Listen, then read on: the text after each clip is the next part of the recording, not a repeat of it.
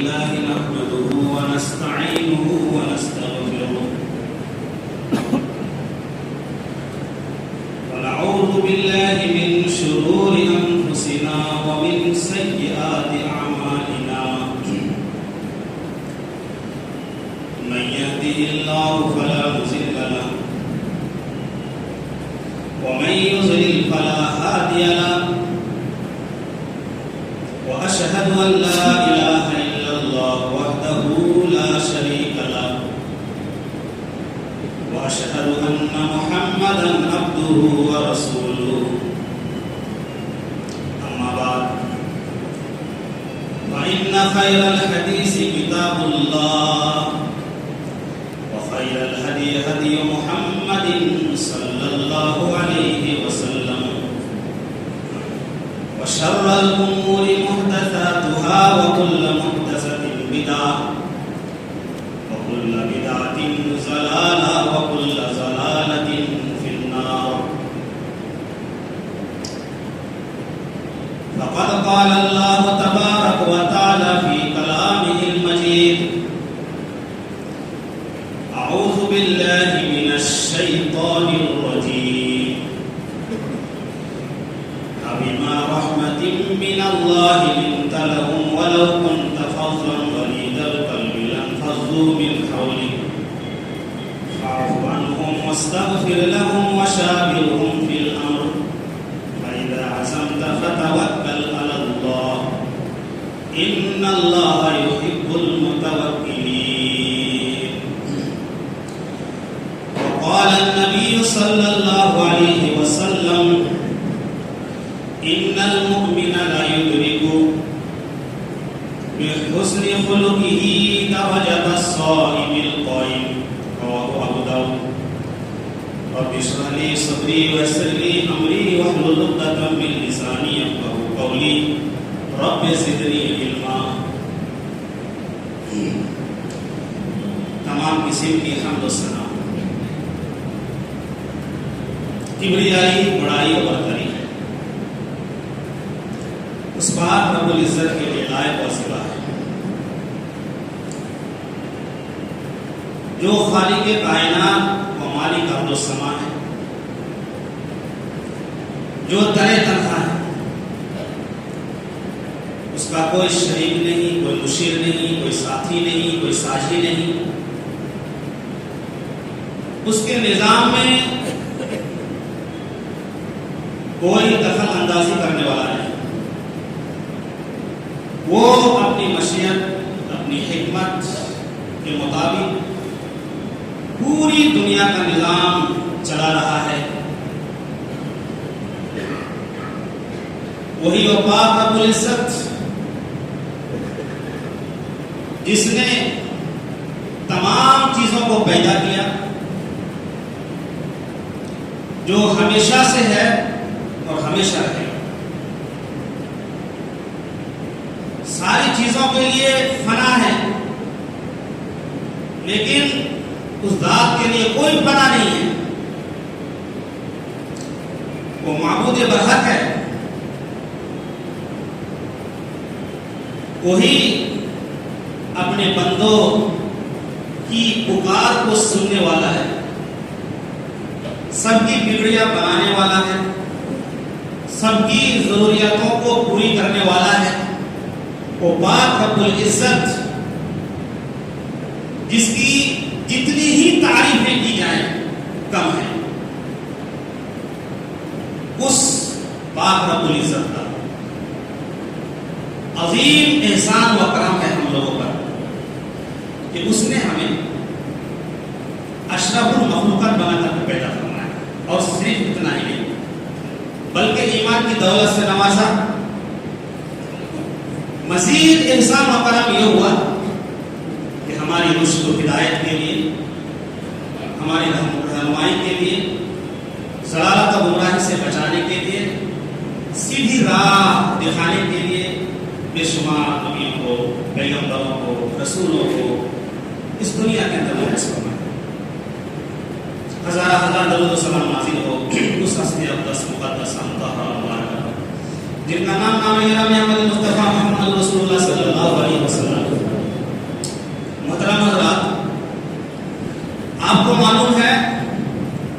کہ یہ جو مہینہ چل رہا ہے عربی کے لحاظ سے یہ ربیع الاول کا مہینہ ہے اور یہ مہینہ یادگار ہے اس اعتبار سے کہ نبی کریم صلی اللہ علیہ وسلم کی آمد ہوئی اس مہینے کے اندر، آپ کی بعثت ہوئی اور پوری انسانیت کے لیے عظیم احسان ہے اللہ کے نبی صلی اللہ علیہ وسلم آئے، دلی خوشی ہونی چاہیے اور فخر بھی ہونا چاہیے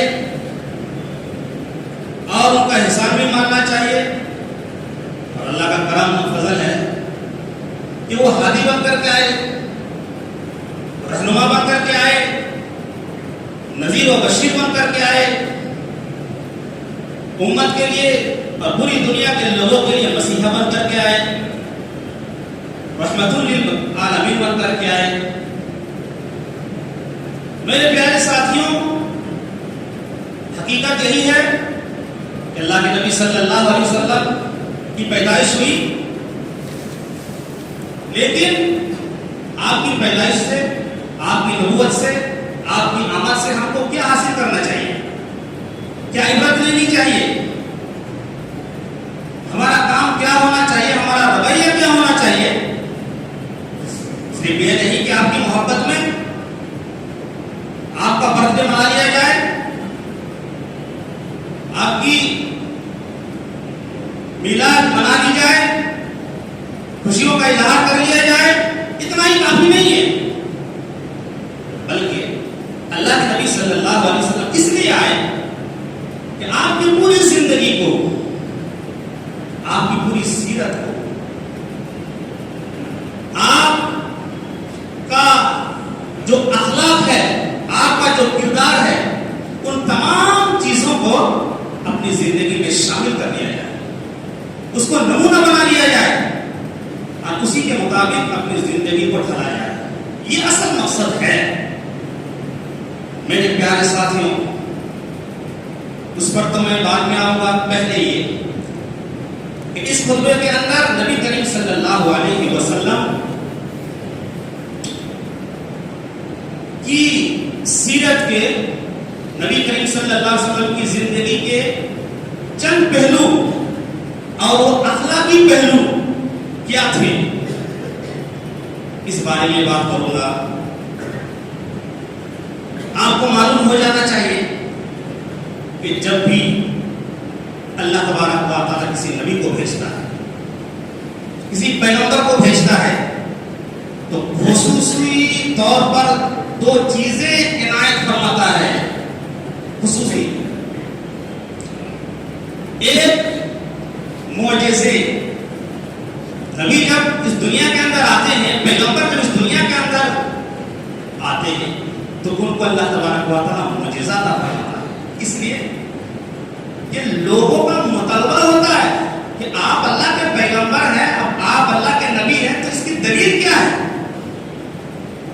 اس لیے معجزہ دکھایا جاتا ہے۔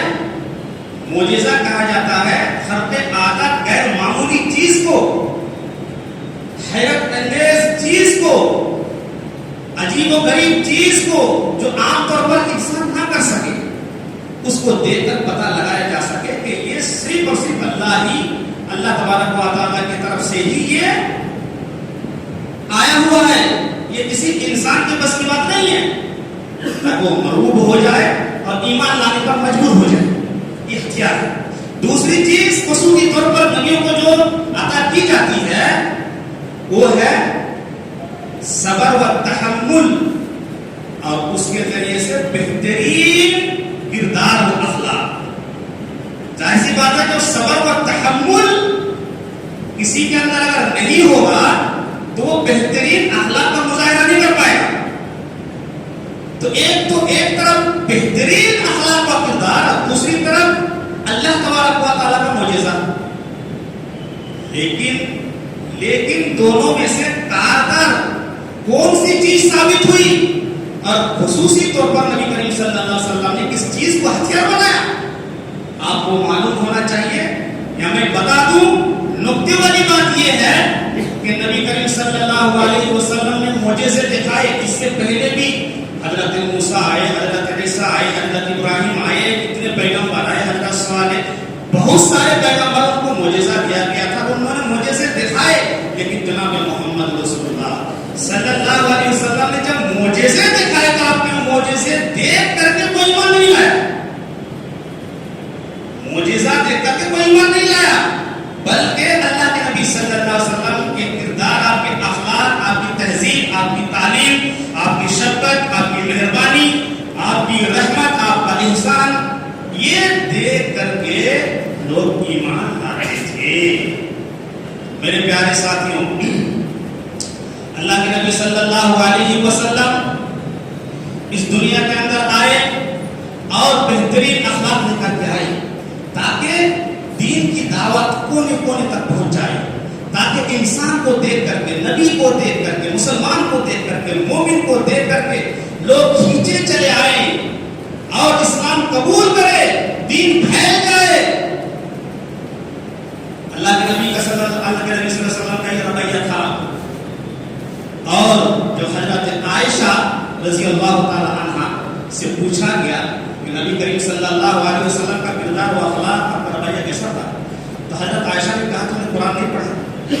پورا قرآن نبی کریم صلی اللہ علیہ وسلم کا اخلاق ہے، قرآن پڑھتے چلے جاؤ اور نبی کے اخلاق کی تصویر سامنے لاتے چلے جاؤ۔ قرآن تو تم لوگوں نے بھی پڑھا، صحابہ نے، ہم بھی پڑھتے ہیں، مسلمان بھی پڑھتے ہیں، لیکن قرآن کے برعکس ہمارا کردار ہے، قرآن کے برعکس ہمارا اخلاق ہے، قرآن کے برعکس ہمارا رویہ ہے۔ اور اس سے بڑھ کر کیا شفقت اور مہربانی ہو سکتی ہے؟ اس سے بڑھ کر اخلاق کا اعلیٰ درجہ اور کیا ہو سکتا ہے کہ ایک خادم جن کے پاس 10 سال رہا ہو، وہ خادم بیان کر رہا ہو نبی کریم صلی اللہ علیہ وسلم کے کردار۔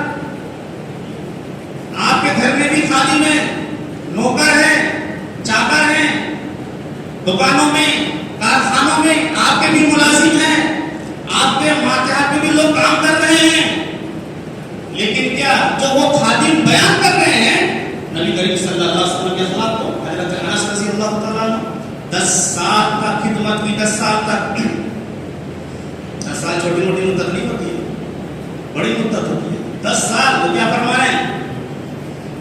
وہ بیان کرتے ہیں کہ نبی کریم صلی اللہ علیہ وسلم کی خدمت میں نے کی 10 سال تک،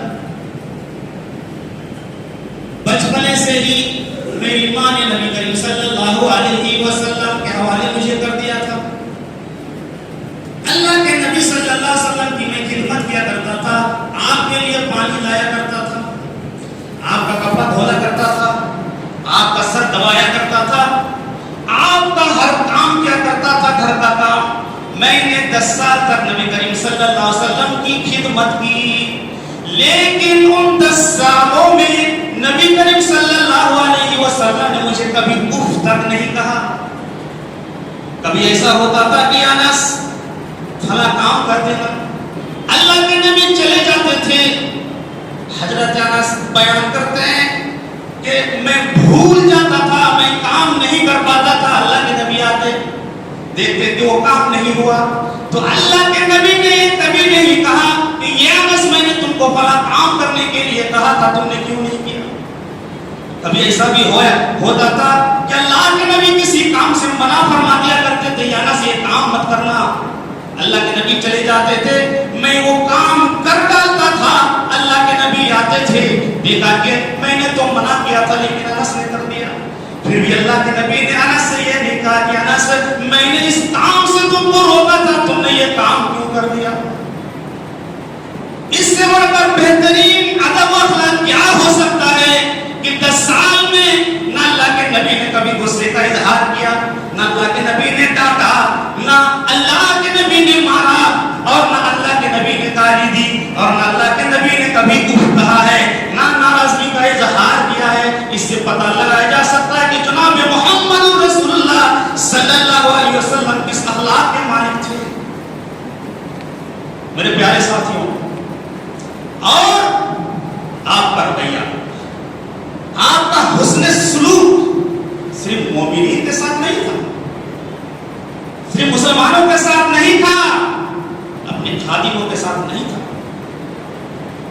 غیروں کے ساتھ بھی تھا.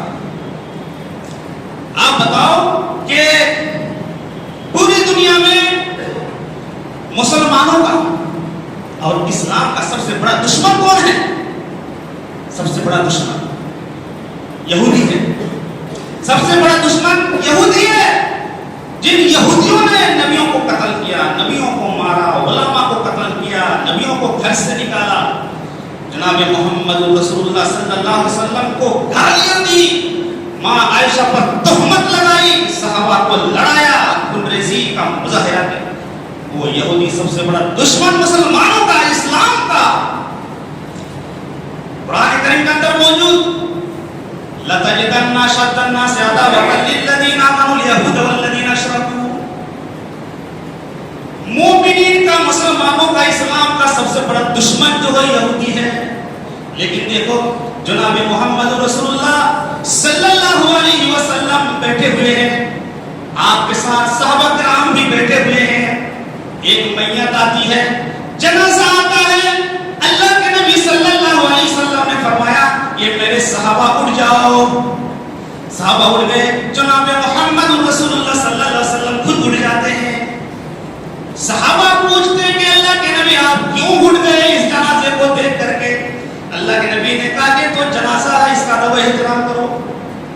صحابہ نے کہا کہ اللہ کے نبی یہ مسلمان کا جنازہ نہیں ہے، یہ مسلمان کی میت نہیں ہے، یہ تو یہودی کی میت ہے، یہودی کا جنازہ ہے. اور آپ کو معلوم ہے کہ یہودی مسلمانوں کا سب سے بڑا دشمن ہے، لیکن آپ اس کے ادب و احترام میں اٹھ جاتے ہیں. اللہ کے نبی صلی اللہ علیہ وسلم نے فرمایا یہ میرے صحابہ، ہاں ٹھیک ہے وہ مسلمانوں کا سب سے بڑا دشمن ہے، اسلام کا سب سے بڑا دشمن ہے، لیکن کیا اس کے اندر نفس نہیں ہے؟ کیا وہ انسان نہیں ہے؟ کیا اس کے اندر انسانیت نہیں ہے؟ میرے پیارے ساتھیوں، اللہ کے نبی صلی اللہ علیہ وسلم ایک یہودی، ایک دشمن کے جنازے کو دیکھ کر کے کھڑے ہو جاتے ہیں جو سب سے بڑا اسلام کا دشمن ہے. اگر ان کے لیے اللہ کے نبی کھڑے ہو سکتے ہیں تو مسلمانوں کے لیے کیا کر سکتے ہیں؟ مومنین کے لیے کیا کر سکتے ہیں؟ ان کے ساتھ کیا رویہ تھا اللہ کے نبی کا؟ جناب محمد رسول اللہ صلی اللہ علیہ وسلم جب وہ ایک دشمن کے لیے کھڑے ہو گئے، سب سے بڑا جانی دشمن ہے، تو بتائیے ان کے جو پیروکار ہیں، ان پر جو ایمان لانے والے ہیں، ان کو ماننے والے ہیں، اب وہ لوگ کیسے بے گناہوں کو، بے قصوروں کو، معصوموں کو قتل کر سکتے ہیں؟ دشمن کے لیے جب کھڑے ہو سکتے ہیں تو کیا ان کے ماننے والے، ان کے پیروکار مسلمان کیا آتنکواد ہو سکتے ہیں؟ کیا دہشت گرد ہو سکتے ہیں؟ یہ کبھی نہیں ہو سکتا. نبی کریم صلی اللہ علیہ وسلم کی تعلیم ہی نہیں. میرے پیارے ساتھیوں، اللہ کے نبی صلی اللہ علیہ وسلم کا کردار ایک طرف اور آپ کا معجزہ ایک طرف. آپ کمپیئر کیجئے، اللہ کے نبی صلی اللہ علیہ وسلم نے بڑے بڑے معجزے دکھائے کفار کے مطالبے پر. اللہ کے نبی نے چاند کے 2 ٹکڑے کر دیے، کافروں نے اپنی آنکھوں سے دیکھا. اللہ کے نبی صلی اللہ علیہ وسلم کے ہاتھ کی انگلیوں سے چشمے جاری ہو گئے. پانی نہیں ہے پینے کے لیے. صحابہ نے مطلب کہ ہم تو پیاسے مر جائیں گے. اللہ کے نبی کی انگلیوں سے چشمے جاری ہو گئے، سبوں نے پانی پیا. سب لوگوں نے اپنی آنکھوں سے معجزہ دیکھا. پھر جناب محمد رسول اللہ صلی اللہ علیہ وسلم نے فرمایا کہ وہ لوگوں تم جانتے ہو میری پیدائش ابھی نہیں ہوئی. پیدائش سے پہلے جو پتھر مجھ پر درود پڑھا کرتا تھا، مجھے سلام بھیجا کرتا تھا، مکہ کے اندر اس پتھر کو بھی میں جانتا ہوں. جناب محمد رسول اللہ صلی اللہ علیہ وسلم پیدا نہیں ہوئے، پتھر نے نبی کریم صلی اللہ علیہ وسلم پر درود پڑھی. حضرت علی رضی اللہ تعالیٰ عنہ بیان کرتے ہیں کہ اللہ کے نبی صلی اللہ علیہ وسلم کے ساتھ ہم چل رہے تھے، میں نے دیکھا، میں نے سنا کہ پتھر جناب محمد رسول اللہ صلی اللہ علیہ وسلم، جناب محمد رسول اللہ صلی اللہ علیہ وسلم پر درود بھیج رہے ہیں، سلام پڑھ رہے ہیں، السلام علیکہ یا رسول اللہ. پتھروں نے گواہی دی, پیڑوں نے گواہی دی, جانوروں نے گواہی دی.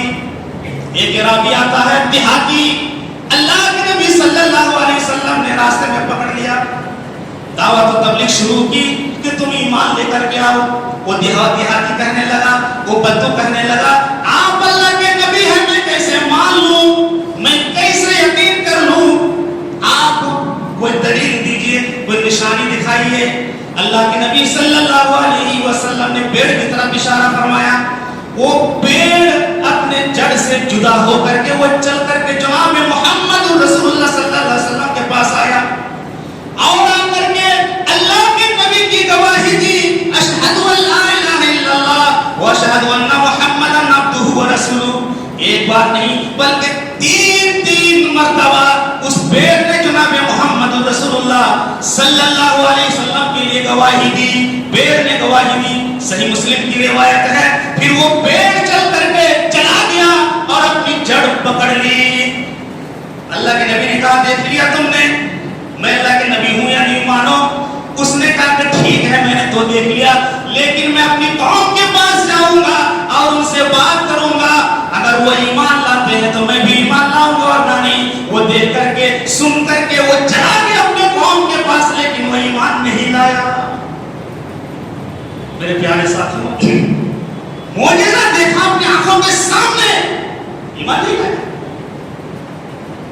اور ایک قدم آگے چلو, ایک عیسائی آدمی جناب محمد رسول اللہ صلی اللہ علیہ وسلم کے پاس آتا ہے اور آ کر کے کہتا ہے کہ یہ محمد میں ایمان لانا چاہتا ہوں. اچھا ایمان لاؤ. اللہ کے نبی کا ادب و اخلاق دیکھ کر متاثر ہوا, ایمان لایا, لیکن تھا پڑھا لکھا. جناب محمد رسول اللہ صلی اللہ علیہ وسلم دیکھے تو بڑا پڑھا لکھا آدمی ہے, بہت بہترین لکھ رہا ہے, پڑھ رہا ہے. اللہ کے نبی صلی اللہ علیہ وسلم نے اس کو عزت دی, عزت کے مقام پر بیٹھایا, بہت بڑا منصب دیا. کون سا منصب دیا؟ کاتب وحی بنا دیا. کیا بنا دیا؟ کاتب وحی. جبرائیل علیہ السلام آتے تھے, قرآن کی آیت لے کر کے آتے تھے, اور جناب محمد رسول اللہ صلی اللہ علیہ وسلم کہتے تھے. اور وہ عیسائی مسلمان ہونے کے بعد وہ لکھا کرتا تھا, قرآن کریم کی آیتوں کو لکھا کرتا تھا, اور اس کے ساتھ ساتھ اس نے سورۃ البقرہ یاد کر لی, سورہ آل عمران مکمل یاد کر لی, اور وہ لکھتا رہا, کاتب وحی بن گیا. جناب محمد رسول اللہ صلی اللہ علیہ وسلم نے بڑا شرف عطا فرمایا, بڑا اونچا مقام دے دیا. کاتب وحی, قرآن کو نکلنے والا وہی, اور بھی کاتب وحی تھے ان کے علاوہ, لیکن ان میں سے وہ بھی تھا. اللہ کے نبی نے عزت عطا فرمائی اور وہ مومن ہوا, مسلمان ہوا. لیکن میرے پیارے ساتھیوں, دماغ کے اندر کیا فتور داخل ہوا, کیسے دل بدلا. اس لیے میں کہتا ہوں کہ اللہ تبارک و تعالیٰ سے دعا کرو, کیونکہ انسان کا جو دل ہوتا ہے رحمان کی دو انگلیوں کے درمیان ہوتا ہے. انسان کا جو دل ہوتا ہے اللہ تبارک و تعالیٰ کی دو انگلیوں کے درمیان ہوتا ہے, وہ کبھی بھی پلٹ سکتا ہے. اس لیے دعا کرو, یا مصرف القلوب ثبت قلبی علی دینک. یہ دلوں کے پھرنے والے, یہ اللہ اپنے دین پر میرے دل کو ثابت قدم فرما دے. کیا نا, یعنی میرا دل نہ ڈگمگائے, اپنے دین پر ثابت قدم فرما. کیونکہ اللہ تبارک و تعالیٰ اگر چاہے تو وہ دل کو پھیر سکتا ہے, کبھی بھی انسان کو کافر بنا سکتا ہے, کبھی بھی مشرک بنا سکتا ہے, کبھی بھی گنہگار بنا سکتا ہے. اور اللہ چاہے تو ایک مشرک کو, ایک کافر کو, ایک بے دین کو دائرہ اسلام کے اندر داخل کر سکتا ہے. وہ کاتب وہی ہے.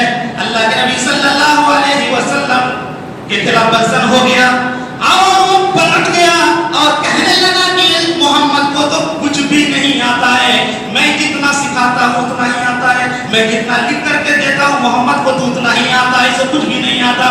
وہ مرتد ہو جاتا ہے, اسلام کو چھوڑ دیتا ہے, کافر ہو جاتا ہے, پھر عیسائی دھرم کو قبول کر لیتا ہے, وہاں سے وہ بھاگ جاتا ہے, اپنی قوم کے پاس جاتا ہے. اللہ تبارک و تعالیٰ نے اس پر موت طاری فرما دی, مر گیا وہ. جب وہ مرا تو قوم نے اس کو دفن کر دیا, قبر قبرستان میں لے جا کر کے قبر کھود کر کے شام کو دفن کیا. جب صبح ہوئی لوگ آئے تو دیکھا کہ اس کی لاش قبر کے اوپر پڑی ہوئی ہے. لوگوں نے کہا یہ تو محمد کا کام ہے اور محمد کے ساتھیوں کا کام ہے, اس لیے کہ اس نے اسلام کو چھوڑ دیا اور جناب محمد رسول اللہ صلی اللہ علیہ وسلم پر تہمت لگائی, اس لیے محمد کے ساتھیوں نے اس کو قبر سے نکال کر اوپر پھینک دیا. دوبارہ قبر کھودی گئی اور گہری قبر کھودی گئی, دوبارہ اس کو ڈالا گیا. پھر دوسرے دن صبح ہوئی, جب لوگ آئے تو دیکھا کہ دوسرے دن بھی وہ قبر کے اوپر پڑا ہوا ہے, اس کی لاش قبر کے اوپر پڑی ہوئی ہے. پھر بھی محمد صلی اللہ علیہ وسلم پر الزام لگایا کہ محمد نے اس طرح کروایا ہے, محمد کے ساتھیوں نے اس طرح کرایا ہے. پھر اتنی قبر کھودی گئی گہری, بہت ہی زیادہ گہری قبر کھودی گئی کہ انسان ایک رات میں اس کو نکال نہیں سکتا ہے. بہت ہی زیادہ گہری قبر کھودی گئی اور ان لوگوں نے گمان کر لیا آپ کوئی نہیں نکال سکتا اس کو قبر کے اندر سے. جب تیسرے دن صبح ہوئی تو لوگوں نے دیکھا کہ اس کی لاش قبر کے اوپر پڑی ہوئی ہے. لوگوں نے کہا کہ نہیں, کسی انسان کا یہ معاملہ نہیں ہے, کسی انسان کا کام نہیں ہے, یہ تو اللہ تبارک و تعالیٰ کا کام ہے, یہ تو اللہ کا عذاب ہے, اللہ کا قہر ہے, اللہ کا عذاب ہے. میرے پیارے ساتھیوں, وہ اسی طریقے سے چھوڑ کر کے وہ چلے گئے کہ اب ہم دفن نہیں کریں گے, اس کی لاش پڑی رہی. اتنا بڑا معجزہ دیکھنے کے باوجود, اتنا بڑا قدرت کا کرشمہ دیکھنے کے باوجود, اتنا بڑا عذاب دیکھنے کے باوجود بھی ان میں سے ایک بھی ایمان نہیں لایا.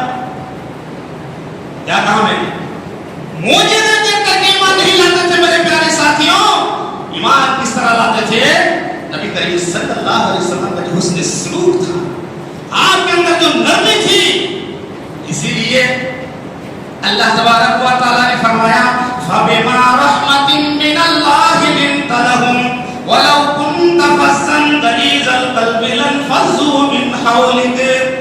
یہ اللہ تبارک و تعالیٰ کا احسان و کرم ہے کہ آپ لوگوں کے لیے نرم بن گئے, آپ لوگوں کے لیے مشفق بن گئے, آپ لوگوں کے لیے بہترین کردار والا بن گئے. آپ کا دل اگر سخت ہو جاتا, آپ کی زبان سخت ہو جاتی, آپ بدخو ہو جاتے, بد اخلاق ہو جاتے کہ لوگ آپ کے پاس سے دور چلے جاتے, بھاگ جاتے, آپ کے پاس کوئی بھی نہیں آتا. یہ قرآن کریم کہہ رہا ہے. اسی کے برخلاف دیکھو جناب محمد رسول اللہ صلی اللہ علیہ وسلم کے پاس ایک یہودی آتا ہے. کون آتا ہے؟ ایک یہودی جس نے جناب محمد رسول اللہ صلی اللہ علیہ وسلم کو قرضہ دے رکھا تھا, لیکن وقت سے پہلے آ گیا. راستے میں پکڑ لیا 2 قرضہ. اللہ کے نبی نے کہا میرے پاس ابھی نہیں, ابھی تو وقت مکمل ہوا ہی نہیں. پہلے تم مانگنے لگے, نہیں مجھے ابھی چاہیے. ظہر کا پکڑ لیا, صحابہ موجود ہے, آپ دو گے تو یہاں سے جاؤ گے تو نہیں جا پاؤ گے. اللہ کے نبی صلی اللہ علیہ وسلم کو بیٹھا لیا. اللہ کے نبی بیٹھ گئے, ظہر سے عصر تک بیٹھے رہے, جانے نہیں دیا. عصر سے مغرب تک بیٹھے, عصر سے مغرب تک بیٹھے رہے, جانے نہیں دیا. مغرب سے عشاء تک بیٹھے رہے, عشاء سے لے کر کے فجر تک بیٹھے. صحابہ کرام غصہ ہو گئے کہ جناب محمد رسول اللہ صلی اللہ علیہ وسلم آپ اگر اجازت دے تو ان کی گردن ہم مار دیں گے. اللہ کے نبی نے کہا نہیں, اس کا میرا معاملہ ہے, بیچ میں نہ آنا. اللہ کے نبی نے بہترین اخلاق کا مظاہرہ کیا اور اس یہودی کو نہ ڈانٹا, نہ پھٹکارا اور نہ کچھ کیا. وہ بیٹھے رہے. فجر کے بعد وہ یہودی جناب محمد رسول اللہ صلی اللہ علیہ وسلم کے پیر کے اوپر گر جاتا ہے اور کہتا ہے کہ یہ محمد, آپ کو ستانا میرا مقصد نہیں تھا, آپ کو پریشان کرنا میرا مقصد نہیں تھا. تو اللہ کے نبی نے کہا پھر کیا مقصد تھا؟ اس نے کہا میں کل ہی تورات کے اندر میں پڑھ رہا تھا کہ تمہارے درمیان ایک ایسا نبی پیدا ہونے والا ہے جو بہترین اخلاق ہوگا, اس نے وہ کبھی غصہ نہیں کریں گے, ان کو غصہ نہیں آئے گا, غیروں کے ساتھ اپنوں کے ساتھ حسن سلوک کرے گا, بہترین اخلاق کا مظاہرہ کرے گا. میں تو آپ کو جانچنے کے لیے آیا تھا. جناب محمد رسول اللہ صلی اللہ علیہ وسلم نے فرمایا پھر تو کیسا پایا؟ اس نے کہا جتنا میں نے پڑھا تھا اس سے کہیں زیادہ پایا ہے. تو اللہ کے نبی نے کہا پھر کون سی چیز ایمان لانے سے تمہیں روک رہی ہے؟ وہیں پر کھڑے ہو کر پڑھتا ہے اشہد ان لا الہ الا اللہ واشہد ان محمدن عبدہ ورسولہ. ایسا تھے، معجزہ دیکھ کر ایمان نہیں لایا، لیکن اللہ کے نبی صلی اللہ علیہ وسلم کا ادب و اخلاق دیکھ کر ایمان لایا۔ یہ اصل ہتھیار ہے۔ دعوت تبلیغ کرنے والوں کے لیے بڑی عبرت ہے، بڑا سبق ہے۔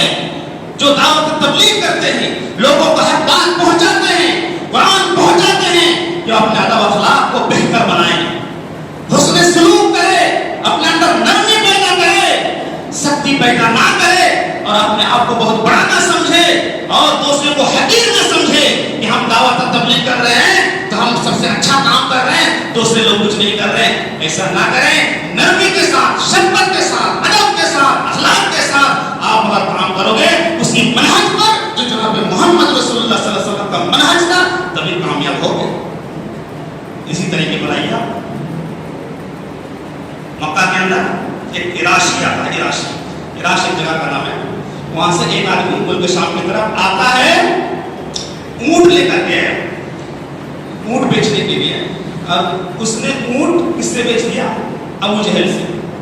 اب معلوم ہے ابو جہل کتنا بڑا آدمی ہے، بھیانک آدمی ہے، جس کو ابو الحکم کہا جاتا ہے، کہ مکہ کا جو ہے بڑا ڈان آدمی ابو جہل۔ ابو جہل سے بیچ لیا اپنا اونٹ، کہا کل پیسہ لے لینا۔ کل ہوا، وہ پردیسی آدمی بیچارہ کل گیا، کہیں آج نہیں ہے پرسوں لے لینا۔ اس طریقے سے کام کرتا رہا۔ جیسے ہمارا آج رویہ ہے، آج نہیں ہے تو کل، کل نہیں تو پرسوں، پرسوں نہیں تو ترسوں، وعدے پہ وعدے، وعدے پہ آتے، وعدہ خلافی، دھوکہ دھڑی، جھوٹ، مکاری۔ مسجد میں بیچ میں بیٹھ کر کے رو رو کر کے دعا مانگیں گے، رو رو کر کے دعا مانگیں گے۔ کوئی اگر کوئی چیز پوچھے تو نہیں، وہ تو اللہ سے کا کانٹیکٹ چل رہا ہے، اللہ سے بات ہو رہی ہے، تم تو نہیں بات مسجد میں کر رہے ہو۔ اور وہ آدمی دوسرے کا حق مار کر کے بیٹھا ہوا ہے، وعدہ خلافی کر رہا ہے، باہر کا رویہ یہ ہے کہ صحیح سے بات ہی نہیں کرتا، نہیں کہ آج نہیں دوں گا، کل دوں گا، پرسوں آ جانا، ترسوں آ جانا، تم تو پیچھے پڑ گئے۔ مسجد کے اندر دعا کر رہا رو رو کر، تمہاری دعا کوئی کام نہیں آئے گی، دوسرے کو پریشان کرتے مسجد کے اندر دعا مانگ رہے ہو۔ ابو جہل اس طرح کیا، نہیں کل لے لینا، پرسوں لے لینا، کئی دن گزر گئے، بڑا پریشان مکہ کے سرداروں کے پاس گیا اور کہا کہ میرا حق دلا دیجئے، یہ ابو جہل نہیں دے رہا ہے۔ اب کون بات کرے اس سے، کوئی بات کرنے کے لیے تیار نہیں ہے، کسی کے اندر طاقت قوت نہیں ہے، ڈر رہا ہے ابو جہل سے، سب کون بات کرے گا۔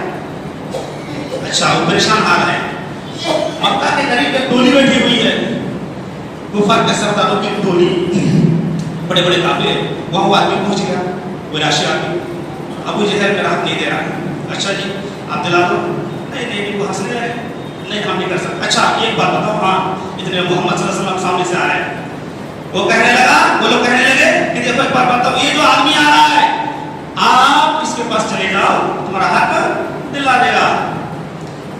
اس راہ مزاج، انہوں نے کہا یہ دلا دے گا، مزاج کیا۔ اب یہ آدمی محمد کے پاس جاتا ہے اور یہ بیٹھے بیٹھے ہنس رہے ہیں، اب مزہ آئے گا۔ وہ آدمی جاتا ہے اور کہتا ہے یہ محمد، ابو جہل نے میرا حق مار لیا، مجھے دلائیے۔ اچھا، کہتے ہی جناب محمد رسول اللہ صلی اللہ علیہ وسلم تیار ہو گئے۔ ان لوگوں نے ایک آدمی کو پیچھے چھوڑ دیا کہ جاؤ، یہ جب محمد ابو جہل کے پاس جائے گا، ابو جہل پھٹکارے گا، گالی دے گا، دیکھو اس کا کیا حشر کرے گا، تم دیکھنا۔ یہ کہنے لگا رہے، ہنس رہے ہیں، بڑے سے بڑا آدمی ابو جہل سے بات کرنے کے لیے تیار نہیں ہے۔ ارے یہ محمد جائے گا، محمد کو تو پیٹے گا، گالی دے گا، بھگائے گا، ہمیں تو مزہ آ جائے گا۔ ہنسی مذاق کے طور پر کہہ دیا۔ محمد صلی اللہ علیہ وسلم نے کہا کہ چلو ہم چلتے ہیں۔ سیرت ابن ہشام پڑھو، دلائل النبوہ للبیہقی، بیہقی کی کتاب کے اندر موجود ہوا کیا۔ محمد صلی اللہ علیہ وسلم جاتے ہیں، دروازہ کھٹکھٹاتے ہیں ابو جہل کا۔ ابو جہل کیا کون ہے؟ اللہ کے نبی نے فرمایا کہ میں محمد ہوں، باہر آ جاؤ۔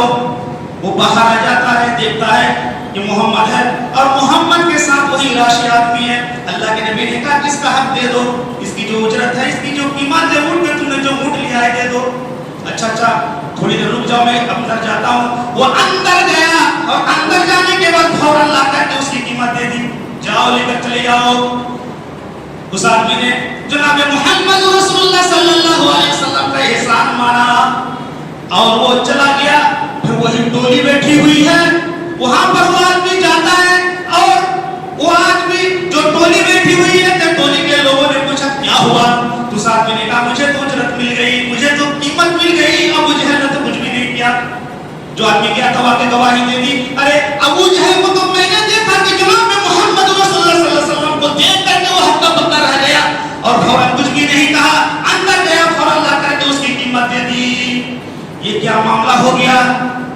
गौर करने पर मजबूर हो गए। इतने में अबू जहल आता है उस टोली के पास, उन लोगों के पास, और वो लोग अबू जहल को लान तान करने लगे। ये अबू जहल, मक्का के बड़े बड़े लोग आपसे बात नहीं कर सकते हैं, डरते हैं, लेकिन तुमने मोहम्मद के कहने पर इसकी कीमत तुमने दे दी, मोहम्मद को तो तुमने कुछ नहीं कहा, क्या बात हो गई? अबू जहल कहने लगा मुझ पर लान तान मत करो, मैंने क्या देखा तुम्हें मालूम है? जब मोहम्मद सल्लल्लाहु अलैहि वसल्लम मेरे दरवाजे पर गए और उनके साथ वो जो आदमी था जिसका ऊंट मैंने लिया था, जब दरवाजा खोला तो देखा कि मोहम्मद सल्लल्लाहु अलैहि वसल्लम के सर के ऊपर एक बहुत ही बड़ा ऊंट बैठा हुआ है जो मुंह खोले हुए है।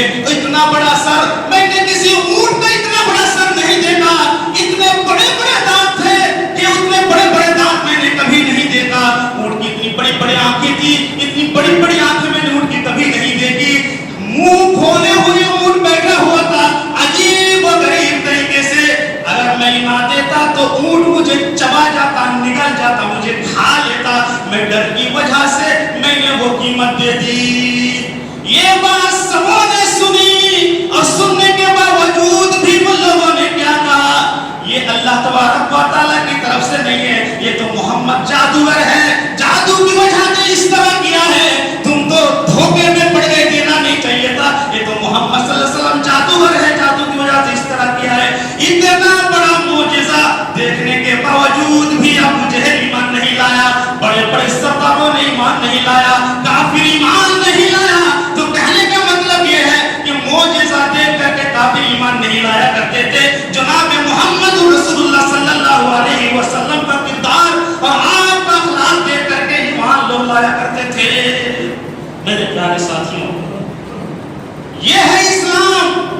अब इसी चीज को जनाब मोहम्मद रसूलुल्लाह सल्लल्लाहु अलैहि वसल्लम ने इख्तियार किया और पूरी दुनिया के अंदर गालिब हो गए, अपने दीन को गालिब करके रखा और इस्लाम फैला और लोग दायरे इस्लाम के अंदर दाखिल होते चले गए।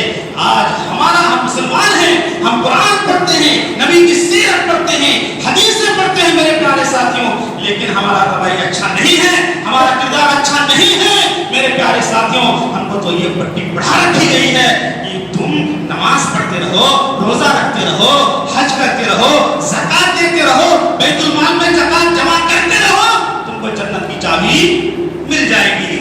अदब अखलाक पर कभी बातें नहीं हुई। वाल नसीहत जो होती है अक्सर व बेशतर या तो फिर अल्लाह की तारीफ के ताल्लुक से या तो इबादतों के ताल्लुक से, अखलाक और अच्छा किरदार, हुस्न सलूक, शफ़क़त, नरमी, सिला रहमी की ताल्लुक से ज्यादा बातें नहीं होती है, लोगों को नहीं बताया जाता मेरे प्यारे साथियों। इसीलिए आज हमारे अखलाक बिगड़ चुके हैं। तो नबी करीम सल्लल्लाहु अलैहि वसल्लम की सीरत को इख्तियार करो, नबी के नमूने को इख्तियार करो। लक़द काना लकुम फ़ी रसूलिल्लाहि उस्वतुन हसना। आपकी पूरी जिंदगी के अखलाकी जो पहलू है उसको इख्तियार करने की जरूरत है, उस पर अमल करने की जरूरत है। ऐसा नहीं है 12 रबीउल अव्वल आया और हमने नबी करीम सल्लल्लाहु अलैहि वसल्लम का बर्थडे मना लिया। आज इसी महीने में बहुत सारी खुराफातें होती है, होती है कि नहीं होती है? अल्लाह के नबी पैदा हुए, घरों को रोशन करो, मस्जिदों को रोशन करो, कब्रिस्तान को रोशन करो, महफिलें मुनाकिब करो, अच्छे खाना बनवाओ, जैसे जुलूस करो, जुलूस निकालो, सब कुछ निकालो, नबी की ज़ात पर तारीफें बयान करो, नाते पढ़ो, सब कुछ करो। और कहा जाता है हम तो खुश होते हैं कि अल्लाह के नबी पैदा हुए थे।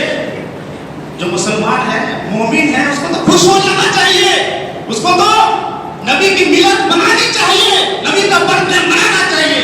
ये तो वो नहीं मनाएगा जिसको तकलीफ होती है। तकलीफ किसको होती है? इब्लीस को होती है। इब्लीस नहीं मनाता है, तो ये सारे के सारे इब्लीस है जो 12 रबीउल अव्वल नहीं मनाते। ये भी कहने दी जाती है वो अल्लाह के नबी पैदा हुए थे और अल्लाह के नबी के पैदा होने पर अबू लहब ने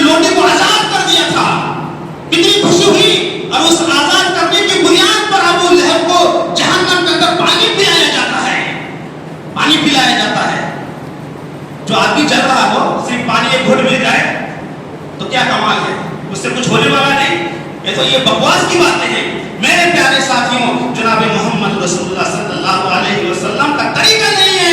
पूरी जिंदगी अल्लाह के नबी सल्लल्लाहु अलैहि वसल्लम ने बर्थडे नहीं मनाया, सहाबा ने नहीं मनाया। और दूसरी बात ये है, और अफसोस की बात ये है कि नबी करीम सल्लल्लाहु अलैहि वसल्लम की पैदाइश 12 रबीउल अव्वल को हुई नहीं है। वो तो इंतकाल का दिन था, वफात का दिन था। मेरे प्यारे साथियों, तमाम मुहक्किकीन इस पर मुत्तफिक हैं कि जनाब मोहम्मद रसूलुल्लाह सल्लल्लाहु अलैहि वसल्लम की वफात 12 रबीउल अव्वल को हुई है। अब नबी करीम सल्लल्लाहु अलैहि वसल्लम की मैयत घर के अंदर मौजूद, तुम अपने घरों को रोशन कर रहे हो, तुम डीजे बजा रहे हो, तुम डांस कर रहे हो, तुम केक काट रहे हो, तुम जलसा मुनाकिद कर रहे हो, अच्छे से अच्छा खाना बना रहे हो, तुमको शर्म नहीं आती है? आपके घर के अंदर तुम्हारी माँ मर जाए, तुम्हारा बाप मर जाए, तुम्हारा बेटा मर जाए, तुम नाच के दिखाओ, तुम अच्छा से अच्छा खाना बना करके दिखाओ, खुशियों का इजहार करके दिखाओ। तुमको कुछ कोई नहीं मिला, सिर्फ जनाब मोहम्मद रसूलुल्लाह सल्लल्लाहु अलैहि वसल्लम मिले थे उनकी गुस्ताखी के लिए। अल्लाह के नबी सल्लल्लाहु अलैहि वसल्लम पैदाइश 9 रबीउल अव्वल को हुई। अक्सर और बेशतर मुहक्किकीन की यही राय है मेरे प्यारे साथियों। लेकिन ये जो मिलाद मनाई जाती है, नबी का बर्थडे मनाया जाता है, ये कहां से आया है? सबसे बड़ा सवाल है, किसने मनाया और किसने इजाद किया? जनाब मोहम्मद रसूलुल्लाह सल्लल्लाहु अलैहि वसल्लम ने मनाया, साहबा ने, सल्फ़े सालिहीन ने, आइम्माए दीन ने, उलमा ने, किसी ने नहीं किया। लेकिन किया किसने इजाद? सबसे पहले मिस्र में 4वीं सदी हिजरी के अंदर एक आदमी था, एक बादशाह ने अपनी हुकूमत कायम की, तकीउद्दीन अबुल अब्बास मोहम्मद, जो फातिमी बादशाह था, जो कहता था हम अपने अहले बैत में से हैं, फातिमा के खानदान में से हम हैं। उन्होंने अपनी हुकूमत कायम की मिस्र के अंदर 4वीं सदी हिजरी के अंदर, और उसने लोगों को सपोर्ट को हासिल करने के लिए, लोगों की ताईद को हासिल करने के लिए अहले मोहब्बत, अहले बैत से मोहब्बत का इजहार किया और कहा अल्लाह के नबी सल्लल्लाहु अलैहि वसल्लम इस दिन पैदा हुए थे, आप ईद मिलादुन नबी मनाओ, खूब रोशन करो, खूब खाओ पियो, हम नबी से मोहब्बत करते हैं। तो ये तकीउद्दीन अबुल अब्बास मोहम्मद, जो असल में क्या था, वो यहूदी था, यहूदियों नस्ल था वो। आज उस यहूदी ने इजाद किया, अब उस यहूदी की पैरवी हम कर रहे हैं, उस यहूदी के तरीके पर आज हम चल रहे हैं। अब सिर्फ मोहम्मद सल्लल्लाहु अलैहि वसल्लम का बर्थडे नहीं, बल्कि जितने लोग मनाते हैं, अपने बच्चों के बर्थडे मनाते हैं, अल्लाह तबारक व तआला के वास्ते इसको छोड़ो, ये हराम है, यहूदियों का तरीका है, गैरों का तरीका है, ये वेस्टर्न कल्चर है, इसको कुल्ली तौर पर छोड़ो और तौबा करो अल्लाह से।